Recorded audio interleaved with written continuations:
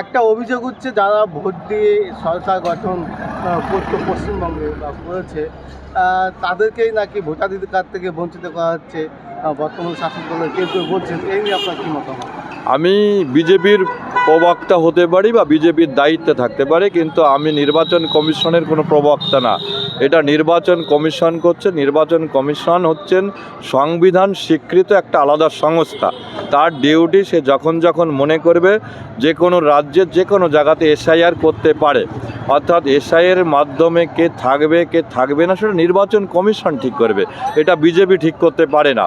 কিন্তু আমি এইটুকু বলতে পারি, যারা ভারত মায়ের সন্তান, এখানেই যারা জন্মেছে, এখানেই যারা বড় হয়েছে, এখানেই লেখাপড়া শিখেছে, এখানেই যারা আছে, তারা ভারতের নাগরিক।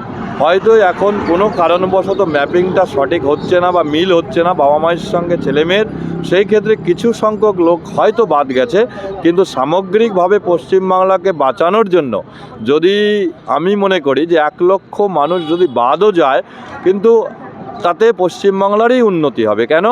কারণ যারা অবৈধ অনুপ্রবেশকারী পশ্চিমবাংলায় ঢুকে বসে আছে, আমাদের রেশন খাচ্ছে, আমাদের চাকরি খাচ্ছে, আমাদের জমি জায়গা খাচ্ছে, আমাদের সমস্ত কিছুতে তারা ভাগ বসাচ্ছে, অন্তত তাদেরকে বিতাড়িত করার জন্য যদি এই ইলেকশনে 1 লক্ষ ভারতের মায়ের সন্তান পশ্চিমবাংলার বাঙালিরা ভোট নাও দেয়, তাতে দুঃখের কোনো কারণ নেই।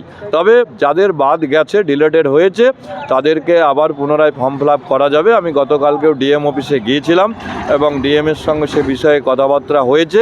ডিএম সাহেব বলেছে যে যেগুলো যাচাই হচ্ছে, যেগুলো বিচারাধীন আছে, সেগুলো বিচারাধীনের মাধ্যম দিয়েই হয়তো কিছু সংখ্যক লোক যোগদান করতে পারবে এবারকার ভোটে। আর যারা ডিলেটেড আছেন তাদের ক্ষেত্রেও অ্যাপ্লিকেশনের ব্যবস্থা করা হবে এবং ব্যবস্থা করা হচ্ছে।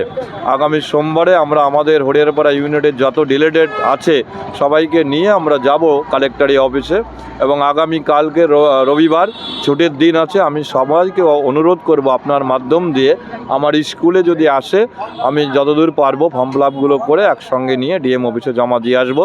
যতদূর সম্ভব আমাদের পার্টির তরফ থেকে প্রচেষ্টা করা হবে, যারা ডিলেটেড হয়েছে তারা যদি আবার পুনরায়ভাবে তাদের যে ভোটাধিকার সেটা প্রয়োগ করতে পারে, সেটা আমি চেষ্টা করব। কিন্তু সফল হব কি হব না সেটা আমি বলতে পারবো, সেটা ঠিক করবে নির্বাচন কমিশনার।